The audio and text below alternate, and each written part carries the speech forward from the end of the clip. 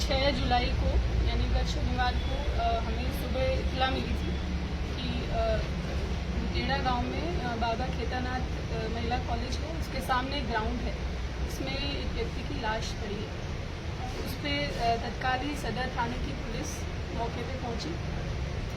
व्यक्ति की शिनाख्त सुनील शर्मा उर्फ पप्पन निवासी गंडाला के रूप में हुई।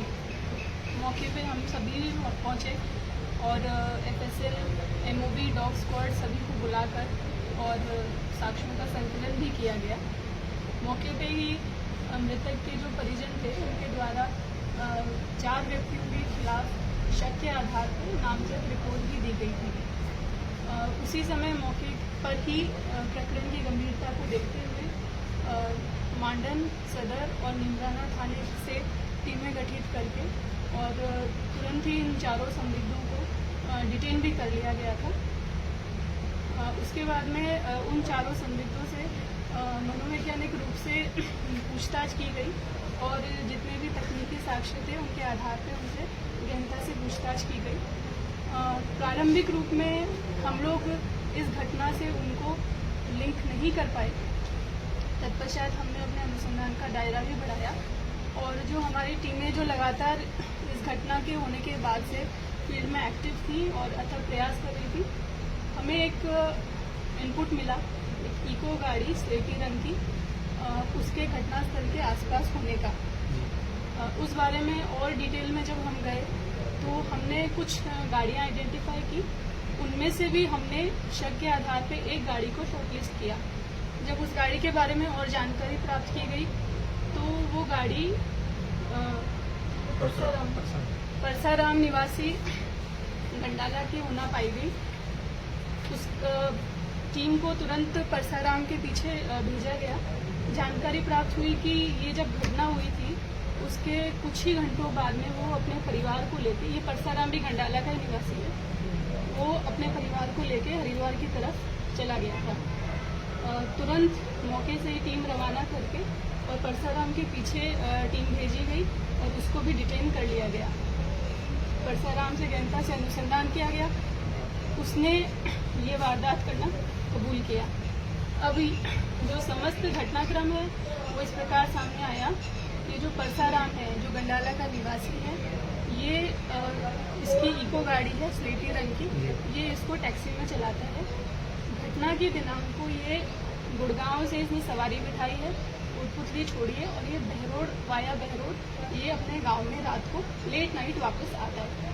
दूसरी तरफ जब हम मृतक की बात करते हैं तो मृतक घटना से पूर्व अपने 4 साथियों के साथ में, जो कि FIR में भी नामजद हैं, संदिग्ध हैं, उनके साथ में वो राहुल उर्फ टंटन, जो कि गंडाला निवासी, ये पहले से परिचित भी थे एक दूसरे के। इनके साथ में राहुल के ही खेत पे और इन्होंने शराब पार्टी की थी और ये उन्हीं के साथ ही था। उसके बाद में जो शेष लेट नाइट तक इन्होंने पार्टी की है, खाना भी मंगवाया है वहाँ पे। और उसके बाद में ये जो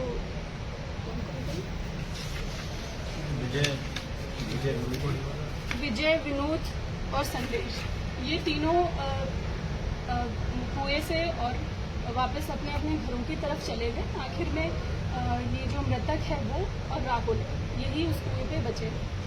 उसके बाद में थोड़ी देर बाद में मृतक ने राहुल के फ़ोन से यानी टंटन के फ़ोन से अपने एक रिश्तेदार को भी फ़ोन किया और उसको ये कहा कि मैं थोड़ी देर में घर आता हूँ। उसके बाद में वो मृतक वहाँ से उस कुएं से पैदल ही अपने घर की तरफ निकल गया। जैसा कि मैंने बताया था कि ये जो आरोपी है इसमें, ये बहरोड की तरफ से अपने गांव आ रहा था। बाई कोइंसिडेंस कह लीजिए कि इन दोनों का वहाँ पे गांव में आमना सामना हो गया।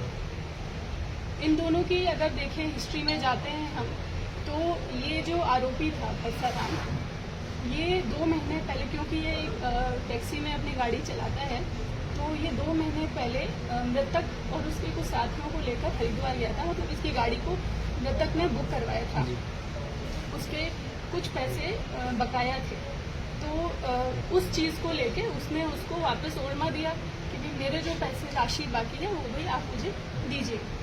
अब इसमें ये जो मृतक था वो भी क्योंकि उसने भी शराब पी रखी थी, और जो ये टैक्सी ड्राइवर था जो आरोपी है हमारे इस प्रकरण में, वो भी उसने भी जब सवारियों को छोड़ा उसके बाद में रास्ते में उसने भी शराब पी है, तो वो भी एक तरीके से शराब के नशे में धुत था। दोनों में इस बात को लेके थोड़ी कहासुनी हो गई। उसके बाद में क्योंकि मृतक आवेशित हो चुका था तब तक, और ये जो आरोपी है ये भी आक्रोशित था अपने किराए को लेके, तो आरोपी ने मृतक को अपनी गाड़ी में बिठाया अपने साथ में, और उसको ये कहा कि चल थोड़ा टहल के घूम के आते हैं। उसके बाद में वो अपनी इको गाड़ी में लेकर उसको और बिटेड़ा के कॉलेज ग्राउंड के सामने पहुंचा। वहाँ पे दोनों ने गाड़ी पार्क की और वहाँ पे भी उतर के उन्होंने शराब पी है, और उसके बाद में वहाँ पे दोबारा उस चीज़ को लेके इनकी आपस में हॉटटॉक हुई है, और पैसे को लेके क्योंकि शराब का नशा इतना चढ़ चुका था कि उस समय इन्होंने आक्रोशित होकर जो आरोपी है उसने और उस पर अपने गाड़ी के अंदर एक तार था उससे अटैक किया, जो बैटरी में लगाने का तार आता है जिसके आगे बोल्ट होते हैं, उससे उसके सिर पे अटैक किया। उसकी गंभीर चोट आई। मृतक ने वहाँ इधर उधर भागने की भी कोशिश की। उसके बाद में वो फाइनली एक जगह जाके गिर गया।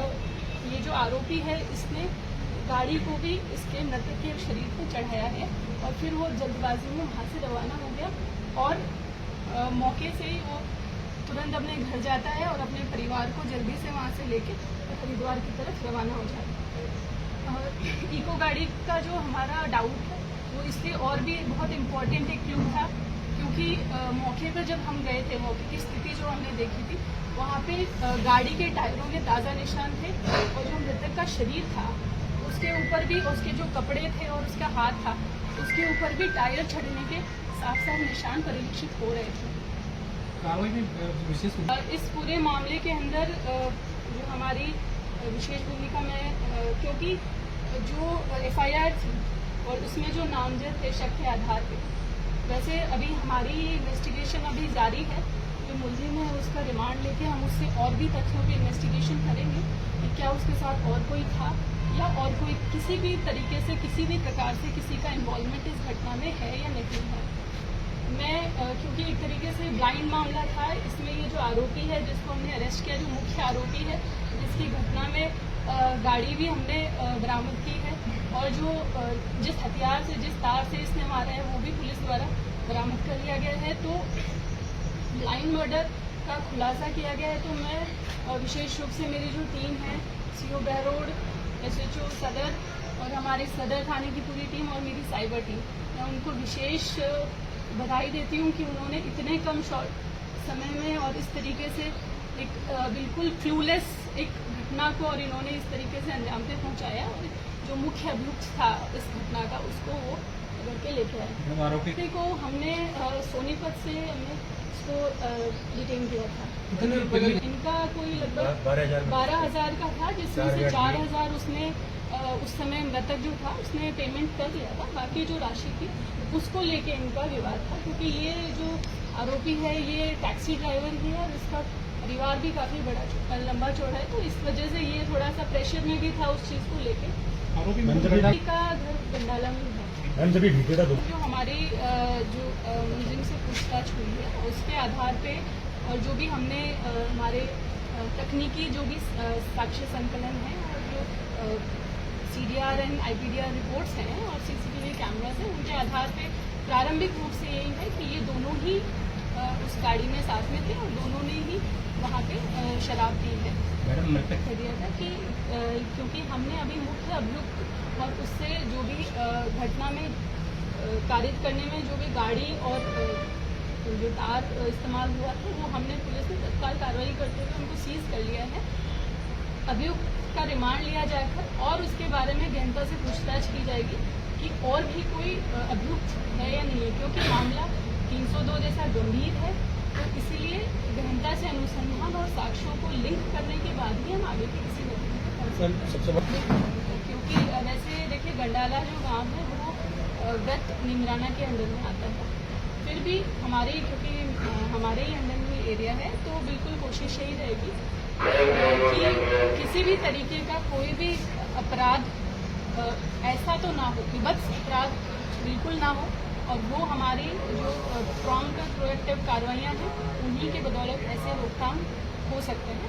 मेरा एक विशेष संदेश ये भी रहेगा आप लोगों के माध्यम से कि जो नशे की प्रवृत्ति बढ़ती जा रही है लोगों के बीच में, इसको कंट्रोल करना बहुत ज़रूरी है, क्योंकि ये नशा एक ऐसी चीज़ है जिससे हासिल कुछ नहीं होता पर गवाह हम बहुत कुछ देते हैं। तो पहले सभी का तो नहीं है, वो एक अलग मैटर है, बल्कि उनका हम अभी इस मामले में इनकी संलिप्तता, क्योंकि अभी हमने उनको बिल्कुल क्लीन चिट हम तभी देंगे जब इन्वेस्टिगेशन हमारा और भी पहलुओं पे हो जाएगा। बाकी सभी पॉइंट्स पे बिंदुओं को हम कवर करते हुए फर्दर इन्वेस्टिगेशन कर रहे हैं। अभी तक हमें हमारा इन्वेस्टिगेशन कंप्लीट होता है, बट आप ये देखिए इसमें मुख्य अभियुक्त जो है वो हमारे गिरफ्त में है। एक्चुअली जैसे मैंने बताया कि ये कोई साजिशन की हुई वारदात नहीं थी, ये कोइंसिडेंटली आमने सामने हुआ, और क्योंकि वो व्यक्ति जो है जिसके ऊपर इतना परिवार का भार था, उसके कुछ पैसे जो किराए के बकाया थे और उसका वो एकमात्र रोजी रोटी का सहारा था, तो वो नशे, वो भी खुद भी नशे में था, तो इसलिए वो एकदम प्रोवोक हो गया उन सब चीज़ों को देख के, और उनके बीच में जो भी हॉट टॉक हुई उसके बाद में एक इम्पल्सिव बिहेवियर है, नहीं कि कोई साजिश है। देखो, मेरा इसमें संदेश सिर्फ एक ही है कि क्षेत्र में अगर कोई भी आदमी आपराधिक छवि का है और अपराध करता है तो वो कानून से नहीं बचेगा। किसी गलतफहमी में, किसी मुगलाहट में ना रहें। अगर कोई भी किसी प्रकार से कोई वारदात करते हैं तो उसको कानून की प्रक्रिया का पालन करते हुए सजा दिलवाई जाएगी। और मैंने ये बात इसीलिए कही थी कि जो भी जिसने भी इस तरह से ये निर्मम हत्या की है उसको सजा मिलनी चाहिए। और हमने एडिशन मैम और एसपी मैम के निर्देशन में हमारी पूरी टीम ने बहुत शानदार दिन रात मेहनत करते हुए बहुत अच्छा काम किया। मैं मेरी पूरी टीम को मैम की तरफ से हम सभी की तरफ से बहुत बहुत बधाई देता हूँ। और आप लोगों से मैं यही कहना चाहूँगा कि क्षेत्र में अगर कहीं पर भी कोई वारदात हो, कुछ भी हो, तो आप हमें सहयोग करें। जिसने भी वारदात की वो पुलिस के शिकंजे से नहीं बचेगा, नहीं बचेगा। सर, इलाके में सब ऐसे लोगों को चिन्हित कर रहे हैं, उनके कार्रवाई लगातार कर रहे हैं, आगे करते भी रहेंगे। ये वारदात शराब की, हमने इसके बारे में पहले भी पाबंद कर रखा है। क्षेत्र में टाइम टू टाइम मेरे द्वारा भी गश्त ली जाती है, SHO भी गश्त ले रहे हैं। और हम इसमें और अब सख्ती से मानना करवाएंगे कि शाम को 8 बजे बाद शराब बिक्री नहीं हो। हम आबकारी विभाग से भी आपस में समन्वय बनाएंगे और आप लोगों के माध्यम से, जैसे मैम ने बताया, लोगों से भी अपील करेंगे कि इस नशे की प्रवृत्ति से आप दूर रहें।